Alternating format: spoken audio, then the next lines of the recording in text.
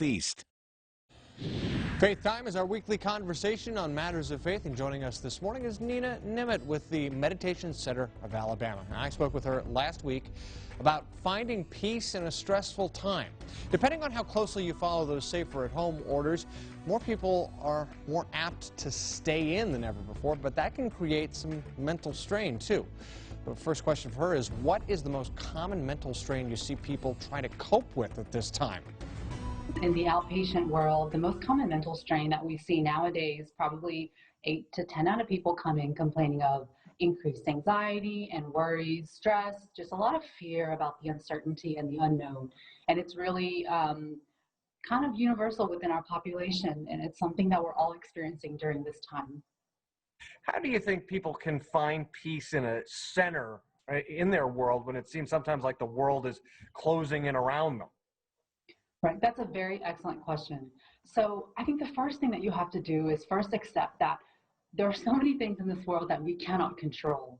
You know, we should do our best, and we can only do so much. We should wear a mask, we should social distance, we should stay at home when we can, and be as safe as possible and take good care of our health. But at the end of the day, the reality is what the reality is. You can't change it. So we have to accept it and realize that the only thing that is truly in our control, and the only thing that we do have the kind of opportunity to do anything about, is to adjust our mindset or our attitude from within. And that's really where meditation and mindfulness is an amazing tool for us to kind of train our minds to be more calm and more peaceful and still under pressure like a tornado. It's a whirlwind, but even at the center of the tornado, if we can breathe, step back, and take a moment to come back to the present moment, we can access that depth of calm and peace, just like the waves in an ocean. There's a depth of peacefulness that exists beneath that. And not only that, when you create that space, instead of not just not wanting the reality, but now you have space in your mind to see that in every situation, there's a silver lining, usually if you look close enough. So here during this time, you have more time to spend with your family and your loved ones at home. Maybe you have time to take better care of yourself, your body, your spiritual journey, get to know yourself better. Maybe you were so busy before, and take up that hobby that you never had time for, but all starting from the peacefulness within. We can all take a breath, step back into the center of calm whenever things get overwhelming.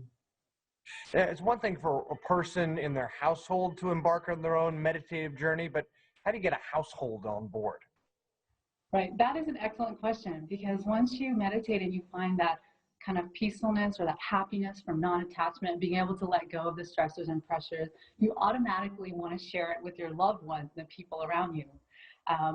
And just as a brief story, I had a friend who went on a meditation retreat, and he's a marriage and family therapist, and he finally was able to access that calm and inner peace within himself. And he was so excited to share it with the world. So he asked our teacher, how can I go back and just share this with everyone? It's a tool that can help anyone from any religion. It's scientifically proven. How can I do that? And my teacher said that if you want to change the world, change yourself. So I always remember this. And so for yourself, as you begin your spiritual and inner peace journey, maybe the energy that you bring into the room, or kind of the vibe that you bring into your house, is a little bit different. Maybe you seem a little bit more calm. The kids are like, hey, Dad, Dad seems a little bit more peaceful. He's not as irritated when I do silly things. They can kind of feel that palpable change in you. And maybe they begin to notice that you're beginning to sit down and close your eyes and do something weird, and they kind of get curious. They ask you about it. Like, what are you doing? It seems to have a positive effect on you. So they might begin to ask you.